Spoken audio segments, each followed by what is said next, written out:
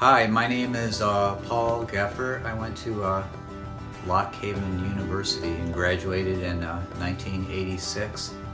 I'm currently the fiscal director for the Dauphin County Mental Health Intellectual Disabilities Program, and I've been there for 30 years.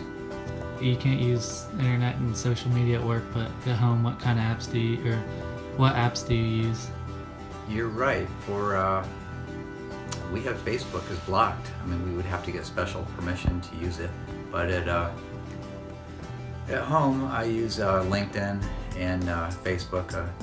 I've just started using both about a year ago. I swear I would never use Facebook, but then I started using it and realized that I got reconnected with some old fraternity brothers and really enjoy it now. I don't really post a lot of stuff, but it's nice. You get the birthday reminders and you get to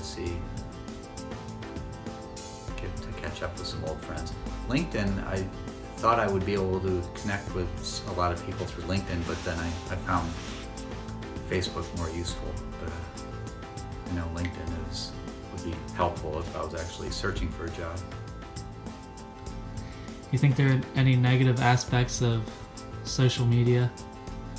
Well, just the obvious. I mean, if people use it inappropriately for bullying and but overall it's wonderful. I mean, when I went to college and lived in the fraternity house, we had 2 phones for 30 guys and parents called Sundays. Now, I mean, I talk to my kids all the time by text mostly, but I think texting is wonderful.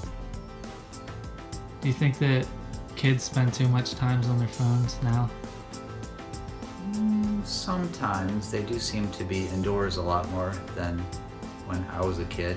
We were always outside on our bikes and at the basketball court, but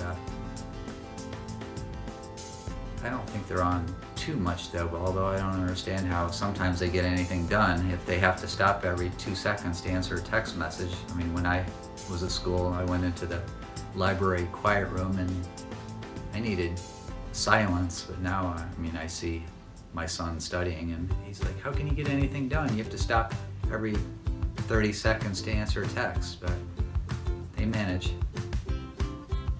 So what technology did you have as a kid? Very little. Television, we had 1 television in the house. We had a telephone, of course, but there were no cell phones or internet, or I don't know how I ever survived without a DVR. Now we record and everything and watch everything commercial free, and I couldn't even imagine watching television without it anymore. We had some old video game systems, some little handheld basketball and football games. Nothing like what they have today. What are your favorite things to do online? Well, I used to be on eBay a lot, but now I'm probably on Amazon more than eBay.